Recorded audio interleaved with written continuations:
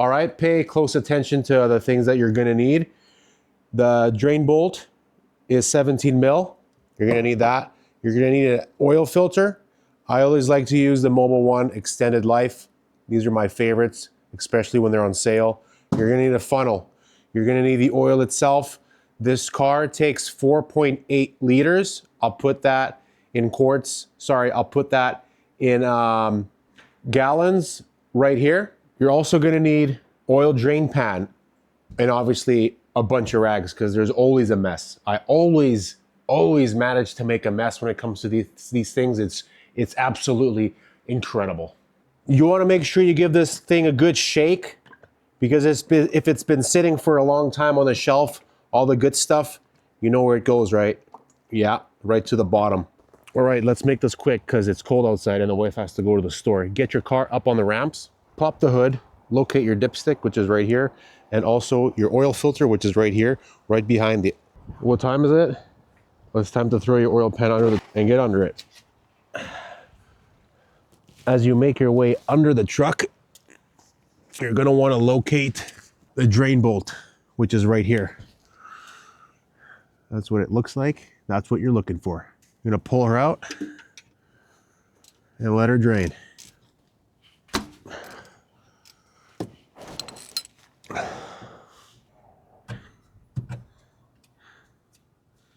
If you drop it, that's okay. And we're gonna go, you can get it afterwards. There she is. There she is. You always manage to get it. It's a magic trick I've learned a long time ago. Oops. And she's pouring out. You're gonna wanna let her pour all the way out. This guy can come out right now. This was actually a Bosch filter that came from.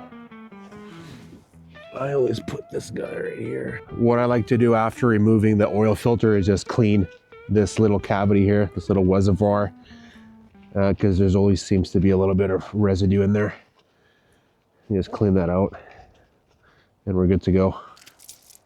These new ones, they come with a plastic thing on here.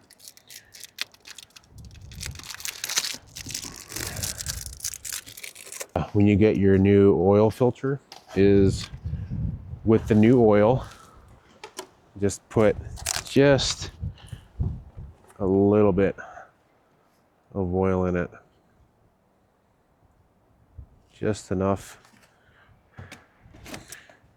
to get the filter membrane, or and then you can stick it back on there and use stuff. And then just hand tighten. Hand tighten is good enough. You don't want to go crazy on that. After it's done draining out, you're going to want to put your plug back in. Make sure you get yourself a new crush washer. Tighten her back up. Just snug. Don't overdo it. And clean that up a little bit. Make sure to always clean up your mess. After that, it's pretty straightforward. You're going to want to locate your fill drain plug, which is right here. Crank that open.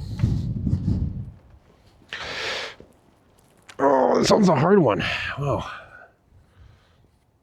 Now remember, you're going to want to put 4.8 liters or quarts in here. I promised you I'd put that in gallons, and I'm going to again. Now this is a 5 liter, which is pretty much the whole thing.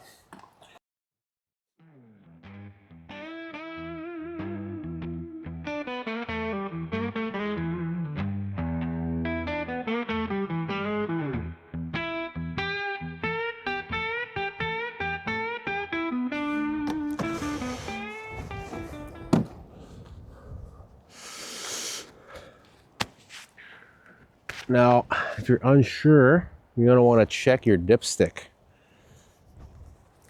for the right level.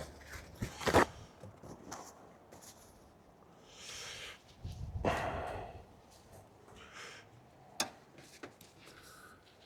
has to be in between those two little dots you see there. One dot there, one dot there. It should be right in between. You're going to want to do this on a level surface though, so I'm going to drop the car down, and I'm gonna check on the level surface. But first, I'm gonna go inside because it's fun. All right, now I still have my car up on the ramps. I'm gonna let it down so I can get a proper oil dipstick reading. And that's how you want to do it. Or else if the car is too much of an angle, you're not gonna get that proper reading.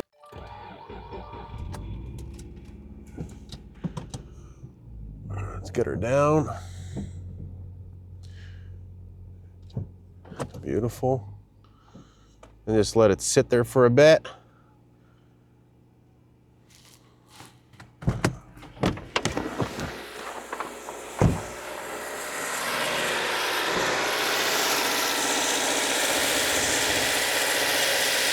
Check for any leaks, any irregularities.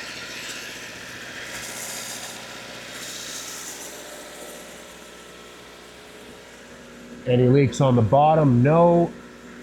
Everything checks out. Now all we have to do is check the dipstick level. In my case, since my driveway is a bit on an angle, of course, I'm gonna put these ramps in the back there, and I'm gonna drive up a little bit on the back so I can get the car perfectly level. Bada bing, bada boom.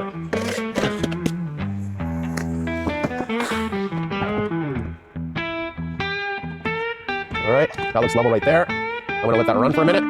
I guess it already ran for a minute, and give it another couple seconds. You wanna get that oil circulating into the filter, circulating into the valve heads. Every little crevice, let you do it. And my paper, my rag, you wanna clean that off. You always wanna clean it off. And we're a little bit low, if you can see there. So I am gonna add a tiny little bit. So I'm gonna add a little bit there, and then afterwards, I'm going to come back in about, I don't know, 15 minutes. Just because we're professionals and we wanna do this in the most professional manner. We're gonna come back in 15 minutes and check the level. So all that oil has gotten a chance to really settle down into the oil pan. Now, I'll leave it up to your guys' discretion to figure out how to dispose of the oil. In my case, I'm gonna do it my way. There's lots of different ways that you guys can do it. I am going to put this back into a used oil container, and I'm gonna take it to my local oil recycling depot. And there you have it, a very cold, chilly winter day. Oil change on the old Subaru. Hopefully you guys enjoyed this very quick 8-minute video. I'm hoping I can make this video into 8 minutes. And you guys have a great weekend if it's the weekend. If it's not the weekend, then hey, enjoy your work day.